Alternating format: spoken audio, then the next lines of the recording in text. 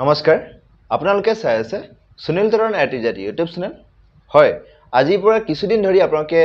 এটা বাতৰি আপোনালোকে প্ৰায় দেখি আহিছে যে শিক্ষা বিভাগ আৰু শিক্ষাৰ্থীসকলৰ মাজত বা গণিত শিক্ষক নিযুক্তিৰ ক্ষেত্ৰত কিছু বিবাদ চলি আছে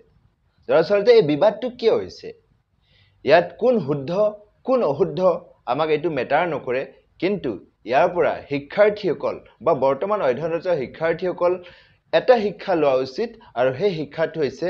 এতিয়া আমি ভাবি থাকিলে নহব যে কেৱল বিএড পঢ়িলে আমি শিক্ষক চাকৰি লাভ কৰিম বুলি হয় ইয়াত আপোনালোকে আৰু এটা কথা চিন্তা কৰিব লাগিব হেতু হৈছে সাবজেক্ট কম্বিনেশন হয় দৰাচলতে শিক্ষা বিভাগ আৰু শিক্ষাৰ্থীসকলৰ মাজত গণিত শিক্ষক নিযুক্তিৰ ক্ষেত্ৰত যি বিবাদ চলি আছে দৰাচলতে এই বিবাদটো হৈছে সাবজেক্ট কম্বিনেশনৰ ওপৰত হয় আপুনি বৰ্তমান যি সাবজেক্টতে নপঢ়ক নো কিয় বা যি সাবজেক্টতে আপুনি বিএড নকৰক নো কিয় আপোনাৰ সাবজেক্ট কম্বিনেশন মিলি আছে নে নাই যেটো সাবজেক্ট কম্বিনেশনৰ হৈতে আপুনি ভৱিষ্যতে পিজিটি হক বা টিজিটি পোষ্টৰ কাৰণে আবেদন কৰিব পাৰিব নে নাই তাত আপুনি এলিজিবিলিটি লাভ কৰিব নে নাই সম্পূৰ্ণ কথা মই আপোনালোকক এই ভিডিঅ'টিৰ জৰিয়তে জনাম অৰ্থাৎ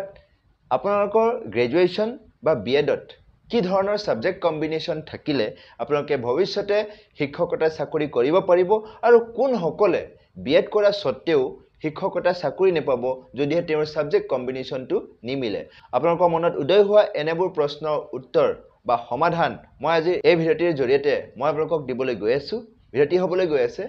বহুত ইনফৰ্মেটিভ ভিডিঅ'টি শেষলৈকে চাব তো বলক আজি মূল ভিডিঅ'টিলৈ আমি প্ৰথমতে আমি ইতিমধ্যে শিক্ষা বিভাগৰ দ্বাৰা পাবলিশ কৰা গণিত শিক্ষক নিযুক্তিৰ ক্ষেত্ৰত যি এলিজিবিলিটি ক্ৰাইটেৰিয়া বান্ধি দিছে হেতু কথা ভালদৰে জানি লওঁ দৰাচলতে কোন সকল শিক্ষাৰ্থী গণিত শিক্ষকৰ কাৰণে এলিজিবিলিটি লাভ কৰিব বা কোন সকলে লাভ নকৰিব সম্পূৰ্ণ কথা জানি লওঁ যে শিক্ষা বিভাগৰ হে বিতৰ্কিত নটিফিকেশন যেটো নটিফিকেশনত তেওঁলোকে কিছুমান কথা স্পষ্ট কৰিছে তো ইয়াত যদি আমি চাওঁ clarification on the eligibility criteria for the post of graduate teacher mathematics as provision in the Assam Secondary Education Provincialized School Service Third Amendment Rules 2024 whereas it has come to the notice of the government of Assam in the Department of School Education regarding the confusion that has arisen in respect of the interpretation of the phrase physics, chemistry or biology, especially whether it requires the candidate to have studied any one of these subjects or more than one. So, eto bohote confusion ase je eta subject pohile hobo ne more than eta subject পঢ়িব লাগিব এটো বহুতে confusion আছে সেই কনফিউজনটো তেওঁলোকে দূৰ কৰিম বুলি কৈছে বা দূৰ কৰাৰ এই কথা প্ৰতিশ্ৰুতি দি এই নটিফিকেশনটো তেওঁলোকে পাবলিশ কৰিছে তো the provisions stipulated in the amendment schedule 3 of the Assam Secondary Education Provincialized School Service Third Amendment Rules 2024 the following provision is insert and read as provide that a graduate teacher mathematics shall have a graduation degree in science with honors or major in mathematics and with physics, chemistry or biology as a pass course or minor subject at the graduate level or a postgraduate degree in mathematics from a recognized university with honors or major in mathematics and with physics, chemistry or biology as a pass course or minor subject with at least 50% marks in either graduation or post-graduation. তো ইয়াত স্পষ্ট কথা mention কৰি দিছে যে graduate teacher ম্যাথমেটিক্সৰ অৰ্থাৎ মেথছৰ teacher হ'বলৈ graduate teacher হ'বলৈ হলে তেওঁ গ্ৰেজুৱেচনত কি সায়েন্স গ্ৰেজুৱেট হ'ব লাগিব অৰ্থাৎ এতিয়াৰে পৰা বিএ ম্যাথমেটিক্সত কৰে বহুত শিক্ষাৰ্থীয়ে তো বিএ ম্যাথমেটিক্স কৰি পেলাই ম্যাথছ টিচাৰ হ'ব নোৱাৰে মানে তেওঁ সায়েন্স গ্ৰেজুৱেট হ'ব লাগিব ম্যাথছ টিচাৰ হ'বলৈ হলে হেতু কথা আপোনালোকে ক্লিয়াৰ হৈ ল'ব লাগিব ইয়াতে লগতে আপোনালোকে ইয়াত আৰু এটা কথা ক্লিয়াৰ হ'ব লাগিব যে Mathematicsত অনাৰ্স ললেই যে আপুনি ম্যাথছ টিচাৰ হ'ব তেনেকুৱা নহয় তাৰ লগত আপোনাৰ সাবজেক্ট কম্বিনেশন থাকিব লাগিব হে সাবজেক্ট কম্বিনেশনটো কি ইয়াত তেওঁলোকে কৈছে ফিজিক্স কেমিষ্ট্ৰি অৰ বায়োলজি এই ফিজিক্স কেমিষ্ট্ৰি বায়োলজি যিকোনো এটা সাবজেক্ট আপোনাৰ ম্যাথমেটিক্সৰ লগত সাবজেক্ট কম্বিনেশন হিচাপে থাকিব লাগিব তো ইয়াত তেওঁলোকে এই কথা কৈছে হেতু কাৰণে ইয়াত তেওঁলোকে কৈছে the department had duly examined the said provision in the rules and it is hereby clarified that the rule clearly means that a candidate must have studied any one among physics, chemistry or biology as a pass course or minor subject along with mathematics as a major or honors. তো আপুনি major বা অনাৰ্স ম্যাথমেটিক্সত কৰিছে ঠিকে আছে তাৰ লগত আপোনাৰ subject combination যেটো মাইনৰ সাবজেক্ট যেটো চুজ কৰিব আহে বা আপোনাৰ পাছ কোৰ্ছ হিচাপে যিবোৰ ছাবজেক্ট থাকে তেনে ছাবজেক্টছবোৰৰ ভিতৰত আপোনাৰ এছ এ ছাবজেক্ট হিচাপে ফিজিক্স বা বায়'লজি বা কেমেষ্ট্ৰি যিকোনো এটা থকাটো বাঞ্ছনীয়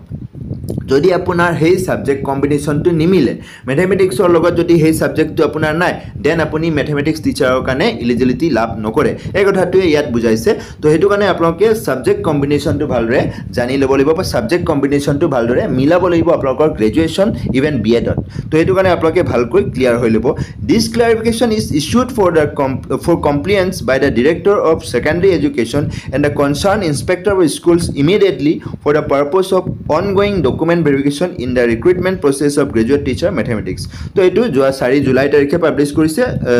তো এই নটিফিকেশ্যনৰ যোগেদি আপোনালোকৰ ছাবজেক্ট কম্বিনেশ্যনৰ কথা বুজাইছে তো সেইটো কাৰণে মই ভাবিলোঁ আপোনালোকক ছাবজেক্ট কম্বিনেশ্যনৰ ভিডিঅ'টো আপোনালোকৰ বাবে জনোৱা যাওক বা আপোনালোকক কথাটো জনোৱা যাওক যে দৰাচলতে আপোনালোকৰ ছাবজেক্ট কম্বিনেশ্যনটো মিলিছেনে নাই আপোনালোকৰ গ্ৰেজুৱেশ্যন বা বি এডত সেইটো কথা জনাবলৈকে মই আপোনালোকৰ বাবে এই স্পেচিয়েল ভিডিঅ'টি লৈ আনিছোঁ আমি সকলোৱে আগৰে পৰা জানো যে ক্লাছ 6 to 8 সেইটো ইলিজিবিলিটি ক্ৰাইটেৰিয়া হৈছে গ্ৰেজুৱেট লগতে ডিএলএড বা বিএড থাকিব লাগে ইফালে ক্লাছ 9 to 10 যেটো হয় সেইটো গ্ৰেজুৱেট লগতে বিএড থাকিব লাগে আৰু যেটো ক্লাছ 11 আৰু 12 ৰ কাৰণে যি পিজিটি পোষ্ট সেইটো হৈছে পোষ্ট গ্ৰেজুৱেট লগতে বিএড থাকিব লাগিব এইখিনিতে মই সেই ইলিজিবিলিটি ক্ৰাইটেৰিয়াসমূহ জনোৱাৰ আগতে মই আপোনালোকক এটা কথা জনাই দিওঁ যে দুটা সাবজেক্ট থাকে বিশেষকৈ হেতু আছে স্কুল সাবজেক্ট আৰু নন স্কুল সাবজেক্ট তো যিসকল শিক্ষাৰ্থী বিশেষকৈ ক্লাছ 9 আৰু 10 ৰ কাৰণে বা গ্ৰেজুৱেট টিচাৰৰ কাৰণে তেওঁলোকে আবেদন কৰিব বিচাৰে বা গ্ৰেজুৱেট টিচাৰ হ'বলৈ ভৱিষ্যতে গ্ৰেজুৱেট টিচাৰ হ'ব বিচৰা যিসকল কেণ্ডিডেট বৰ্তমান বিএড অধ্যয়নৰত আছে বা বিএড পঢ়ি আছে বা বিএড পঢ়িম বুলি ভাবি আছে তেনে শিক্ষাৰ্থীক মই জনাই দিওঁ যে স্কুল সাবজেক্টস আৰু নন স্কুল সাবজেক্ট তো স্কুল সাবজেক্টস কোনবিলাক যিবোৰ ক্লাছ 9 10 ত পঢ়ুৱা হয় যেনে Hindi English social science maths আপোনালোকৰ লেংগুৱেজ যিবিলাক আছে এমআইএল হওক তেনেকুৱা বিলাকক স্কুল সাবজেক্টস বুলি কোৱা হয় আৰু বাকি নন স্কুল সাবজেক্ট যিবোৰ আছে হে নন স্কুল সাবজেক্টস যেনে এক্সাম্পল এন্থ্ৰোপলজি আমি ইউজি কোৰ্সত পঢ়ো বা ফিলসফি পঢ়ো বা সোশিয়োলজি পঢ়ো তেনে ধৰণে আকৌ লিঙ্গুইষ্টিক্স পঢ়ো তো এই সাবজেক্টসবোৰ কিন্তু স্কুল সাবজেক্টছৰ লগত মিলা নাই তো এইবোৰ সাবজেক্টছবোৰ কোৱা হয় নন স্কুল সাবজেক্ট তো যিসকল ক্যান্ডিডেট স্কুল সাবজেক্টস লৈ পেলাই গ্ৰেজুৱেচন কমপ্লিট কৰিছে আৰু তেওঁলোকে ক্লাছ 9 10 অৰ্থাৎ গ্ৰেজুৱেট টিচাৰৰ কাৰণে সদায় ইলিজিবিলিটি লাভ কৰিব আনহাতে যিসকল শিক্ষাৰ্থী নন স্কুল সাবজেক্টস লৈ অনাৰ্স লৈ পেলাই গ্ৰেজুৱেচন কমপ্লিট কৰিছে আৰু তেওঁৰ যদি সাপোজ ফৰ এক্সাম্পল মই জনাই দিওঁ সোশ্যাল সায়েন্স শিক্ষকৰ কাৰণে আপুনি ক্লাছ 9 10 ৰ সোশ্যাল সায়েন্স শিক্ষকৰ কাৰণে আপুনি আবেদন কৰিব তো সোশ্যাল সায়েন্স শিক্ষকৰ কাৰণে সদায় এলিজিবিলিটি থাকে যে যিকোনো যিজন শিক্ষাৰ্থী হ'ব বা ক্যান্ডিডেট হ'ব তেওঁ গ্ৰেজুৱেট হ'ব লাগিব গ্ৰেজুৱেট কিহত হ'ব লাগিব তেওঁ যিকোনো দুটা সাবজেক্ট সোশ্যাল সায়েন্সৰ চাৰিটা পাৰ্ট থাকে আমি সকলোৱে জানো পলিটি থাকে হিষ্ট্ৰী থাকে ইকনমিক্স থাকে আৰু জিওগ্ৰাফি এই চাৰিটা টপিকছৰ যিকোনো দুটা সাবজেক্টত তেওঁ কি কৰিব লাগিব গ্ৰেজুৱেচন পঢ়িব লাগিব গ্ৰেজুৱেচনত তেওঁ সেই দুটা সাবজেক্টস থাকিব লাগিব আৰু যিসকল নন স্কুল সাবজেক্টস পঢ়ি আছে আৰু নন স্কুল সাবজেক্টস লৈ যিসকল অনাৰ্স নন স্কুল সাবজেক্ট অনাৰ্স লৈ পেলাই যিসকলে গ্ৰেজুৱেচন কৰিব আৰু তেওঁ যদি এই দুটা সাবজেক্টস বাকি দুটা সাবজেক্টস আকৌ সোশ্যাল সায়েন্স বা সোশ্যাল ষ্টাডিজ সাবজেক্টৰ দুটা সাবজেক্ট তেওঁৰ কম্বিনেশ্যনটো নাই তেনে ক্ষেত্ৰত সেই শিক্ষাৰ্থীজন কিন্তু সোশ্যাল ষ্টাডিজ শিক্ষকৰ কাৰণে এলিজিবিলিটি লাভ নকৰে তেনে ক্ষেত্ৰত মই আপোনাক জনাই দিওঁ যে সোশ্যাল ষ্টাডিজৰ কাৰণে মই এক্সাম্পল দিছো সোশ্যাল ষ্টাডিজত আপোনালোকৰ জিওগ্ৰাফি হওক বা পলিটি আপোনালোকৰ দুটা থাকিব লাগিব যিকোনো দুটা সাবজেক্ট আপোনাৰ থাকিব লাগিব বা আপুনি যদি ইকনমিক্স লৈছে ইকনমিক্সৰ লগত আপোনাৰ যিকোনো পলিটি হওক বা হিষ্ট্ৰী হওক জিওগ্ৰাফি হওক আপোনাৰ যিকোনো এটা থাকিব লাগিব তো দুটা আপোনালোকৰ স্কুল সাবজেক্টস বা সোশ্যাল সায়েন্সৰ দুটা যি পাৰ্ট দুটা যি অংশ সেই অংশটো লৈ আপুনি গ্ৰেজুৱেচন কৰিব লাগিব বা গ্ৰেজুৱেচনত আপোনাৰ সেই দুটা সাবজেক্টস থাকিব লাগিব তেনে হলেহে আপুনি সোশ্যাল সায়েন্স শিক্ষকৰ কাৰণে এলিজিবিলিটি লাভ কৰে তো এইটো আছিল সোশ্যাল সায়েন্স আৰু আপোনালোকে ইতিমধ্যে গম পালে যে স্কুল সাবজেক্টস কি আৰু নন স্কুল সাবজেক্টস কি আমি এতিয়া জানি লওঁ কেন্দ্ৰীয় বিদ্যালয়ৰ যিবিলাক এলিজিবিলিটি ক্ৰাইটেৰিয়া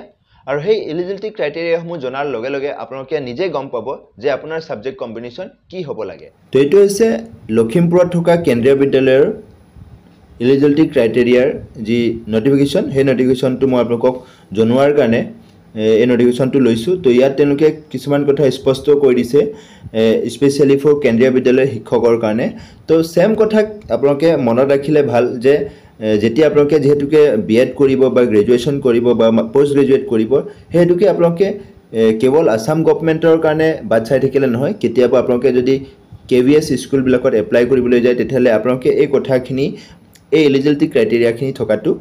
বাঞ্ছনীয় হৈ পৰিব তো সেইটো কাৰণে আপোনালোকে ইয়াৰ পৰাই আপোনালোকে জানি থোৱা উচিত যে আপোনালোকৰ যদি এইখিনি মিলে তেতিয়াহ'লে আপোনালোকে ষ্টেট গভৰ্ণমেণ্টতো একেই ধৰণে আপোনালোকে এলিজিবিলিটি ক্ৰাইটেৰিয়া লাভ কৰিব তো ইয়াত তেওঁলোকে কৈছে যে পোষ্ট গ্ৰেজুৱেট টিচাৰৰ কাৰণে পিজিটি ইংলিছ